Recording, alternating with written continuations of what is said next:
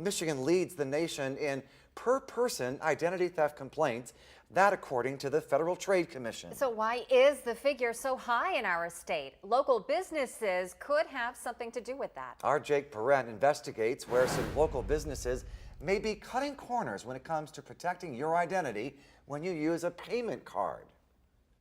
Well, most of us use a credit card or a debit card pretty much every day, whether you're at a gas pump or at a supermarket.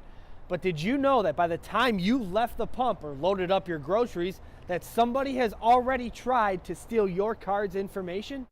China and Russia are trying to break into it every 10 seconds. Steve Opoku sees new attacks pop up constantly. And we can figure out which country this IP is from. Vietnam.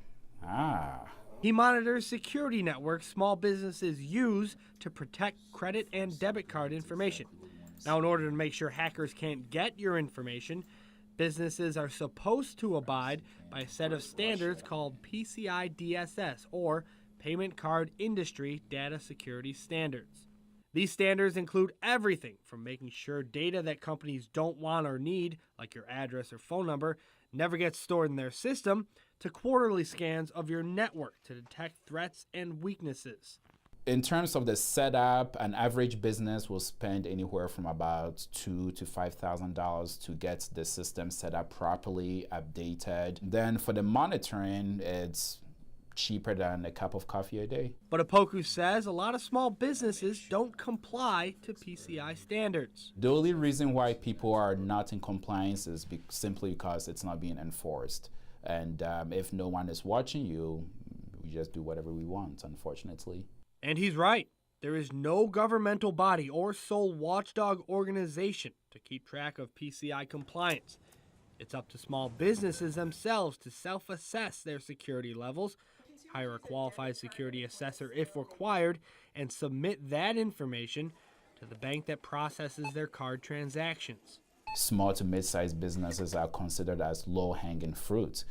Essentially, it's really easy to hack them. Most of the businesses I reached out to about PCI compliance declined to discuss their compliance status. Ignorance is not a defense. Phil Catlett of the Better Business Bureau says the BBB can't enforce PCI standards unless someone files a written complaint with the BBB. What the experts are saying now is that don't ever consider the option that you have not had your information exposed.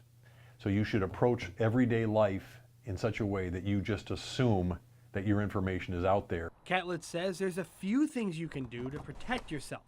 One is to inspect the payment terminal closely before every time you swipe or insert your card. It's due diligence like locking the door to your car or locking the door to your home. And Opoku says it's not a bad idea wherever you shop to ask if they are PCI compliant. That's not a bad idea, and I believe if consumers start doing that, small business owners will spend a little bit more extra effort to make sure they are protected. The bottom line is there may not be a clear, exact way to tell if a business is safe. The experts we talk to recommend checking your online statements daily to make sure that there have not been any unauthorized purchases.